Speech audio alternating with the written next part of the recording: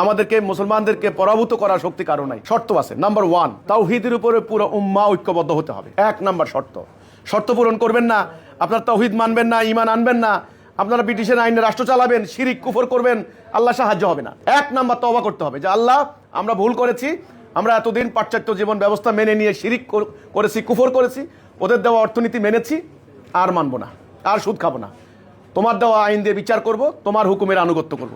1 number, পুরো উম্মাহ তাওহীদের উপরে ইস্পাতের মতো ঐক্যবদ্ধ হতে হবে। নাম্বার 1, নেতা হবেন একজন, জাতি হবে একটা, হুকুম চলবে আল্লাহর। 2 নাম্বার, আল্লাহর দেওয়া জীবন ব্যবস্থা দ্বীনুল হক জাতীয় রাষ্ট্রীয় জীবনে কায়েম করতে হবে। 3 নাম্বার, পুরো জাতি জিহাদ এবং কিতালের যে আল্লাহর যে নীতি সমগ্র উম্মাহকে, আপনি দেখেন ইরানে হামলা চালিয়েছে, বাংকারের ভিতরে তাদের নেতারা মিটিং করছে, জনগণ মিছিল করছে উল্টা, জনগণ পালাচ্ছে উল্টা। এটা তো কোনো কথা হতে পারে না। নবী করিম সাল্লাল্লাহু আলাইহি সাল্লামের যখন ঘোষণা দিলেন মদিনাতে যে কাফেররা মদিনা আক্রমণ করছে, আপনি দেখেন পুরো মদিনার নারী পুরুষ সবাই একত্রিত হয়ে পেটে পাথর বেঁধে গাছের লতা পাতা খেয়ে তারা আল্লাহর উপর ভরসা করে তারা রণাঙ্গনে ঝাঁপিয়ে পড়েছে। পুরো জাতিটাকে জেহাদের চেতনা, কিতালের চেতনায় প্রকৃত শিক্ষা দিতে হবে। এখন থেকে যদি এটা মনে করেন জেহাদের কথা বললে উগ্র বলবে, সন্ত্রাসী বলবে, তাহলে কিন্তু মাইর খান, খালি মাইর খান। ওরা ঠিকই যুদ্ধ করে, আর আপনি ইসলামের যুদ্ধনীতির কথা বলতে গেলে এটা মানবতার কথা, এটা সাম্যের কথা, এটা আত্মনিয়ন্ত্রণের অধিকার, সেলফ ডিটারমিনেশন যাকে বলা হয়। আমার জান মাল ইজ্জত আবরু, আমার খনিজ সম্পদ, আমার এরিয়া, আমার মাটি, আমার সমস্ত রক্ষা করব। দেখেন ইরানে হামলা করে আমি পরে খবর পাইলাম, প্রথমে শুনলাম 51টা, পরে শুনলাম 105টা বাচ্চা, ছোট ছোট বাচ্চা, এদেরকে হত্যা করেছে বোমার আঘাতে ইসরায়েল। এটা কি মানুষ? তো কাজেই 3 নাম্বার, জিহাদের এবং কিতালের পুরো কনসেপ্ট, পুরো অনুপ্রেরণা পুরো উম্মার মধ্যে দিতে হবে। 1, ঐক্যবদ্ধ করা। 2, আল্লাহর দ্বীন কায়েম করা। 3, জিহাদ এবং কিতালের প্রকৃত কনসেপ্ট উম্মার মধ্যে সঞ্চারিত করা। 4, একটা কর্মসূচি ধারণ করা। কর্মসূচি ছাড়া আপনি কিছু করতে পারবেন না, সেটা আল্লাহর দেওয়া কর্মসূচি। 1 নাম্বার ঐক্যবদ্ধ। 2, ডিসিপ্লিন। 3, ডিসিপ্লিন কেন? এক একজন এক দিকে তীর মারলে হবে না। ডিসিপ্লিন। 3, আনুগত্য, একজন নেতার আনুগত্য করতে হবে। 4, হিজরত। 5, জিহাদ।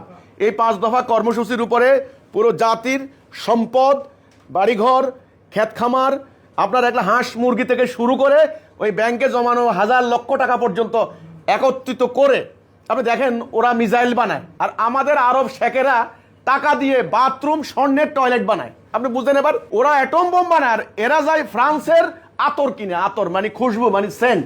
একটা আতরের দাম $10 লক্ষ। ওদের বাচ্চাদেরকে আধুনিক প্রযুক্তি শিক্ষায়, আর আমরা বাচ্চাদেরকে পাগড়ি লাগাই দিয়া তসবির দানার হাতে ধরাই দিছি। কাজে আমরা তো মেরে ফেলেছি ভাই, আমরা তো শেষ। ওরা রণাঙ্গনে ঝাঁপিয়ে পড়েছে, আর আমরা খানকার ভিতরে ঢুকেছি। ওরা মানে দুনিয়াকে কবজা করেছে, আর আমরা দুনিয়া ত্যাগ করেছি। তো কাজেই শিক্ষা দীক্ষা, প্রযুক্তি, জ্ঞান এবং আল্লাহ রসুলের দেওয়া প্রকৃত আদর্শ, এখানে হীনমন্যতার কিছু নাই। ইসলাম অত্যন্ত প্রগতিশীল, ইসলাম অত্যন্ত আধুনিক, ইসলাম অত্যন্ত যৌক্তিক, বিজ্ঞানসম্মত, সকল ধর্ম বর্ণের মানুষকে নিয়ে সহাবস্থান করার মতো একটা উদার নৈতিক ব্যবস্থা ইসলাম। ইসলামকে ধারণ করে হীনমন্যতার কিছু নাই। এই কনসেপ্টের উপরে পুরো মুসলমানদেরকে দাঁড় করাতে হবে। শেষ। আপনি বললেন ধ্বংস হবে কিনা? হবে না ইনশাআল্লাহ। আমরা গুনাহগার। হিজবুত তাওহীদের পক্ষ থেকে আল্লাহর এক বান্দা দাঁড়িয়েছে আমার ডাকে সাড়া দেওয়ার জন্য। আমি সবাইকে সুনির্বন্ধ অনুরোধ করব, যারা আল্লাহকে বিশ্বাস করেন, আমার বক্তব্য শোনার পর তারা সমর্থন দিচ্ছেন, ভালোবাসছেন, সংখ্যা কত আমি জানি না, আপনারা তাড়াতাড়ি আসেন, আমার সাথে যোগাযোগ করেন, ঐক্যবদ্ধ হন। ইনশাআল্লাহ আল্লাহর উপর ভরসা রেখে বলতে পারি, ইরান ধ্বংস করতে পারে, সিরিয়া ধ্বংস করতে পারে, কোনো শক্তি নাই বাংলার মাটিতে কোনো ক্ষতি করতে পারে, কারণ মোমেনদেরকে সাহায্য করবেন আল্লাহ। এই মোমেনদেরকে নিয়ে একটা শক্তিশালী জাতিসত্তা তৈরি করতে চাই, সেই উদ্যোগে আমি মাঠে নেমেছি। আসেন, আমার সাথে যোগাযোগ করেন। আপনি বলেছেন যে এভাবে মুসলমানরা ধ্বংস হয়ে যাবে, ইনশাআল্লাহ এভাবে মুসলমানরা ধ্বংস হবে না। আল্লাহ সত্য হক, আল্লাহর বিজয় নিশ্চিত। আল্লাহ বলছেন ওয়ালা তাহিনু ওয়ালা তাহজানু ওয়া আনতুমুল আলাউনা ইন কুনতুম মুমিনিন। তুমি হতাশ হয়ো না, তুমি নিরাশ হয়ো না, তুমি বিজয়ী হবে যদি মোমেন হও। ওয়াকানা হাক্কান আলাইনা নাসরুল মুমিনিন। মোমেনদেরকে রক্ষা করা আমার হক, আমার দায়িত্ব। কাজেই মুসলমান ইরানে হামলা হইলেই যে মুসলমান ধ্বংস হয়ে যাবে, নট নেসেসারি। ইনশাআল্লাহ ইসলামের বিজয় অনিবার্য, কারণ আমরা মাঠে নামছি, আমরা আসি মাঠে।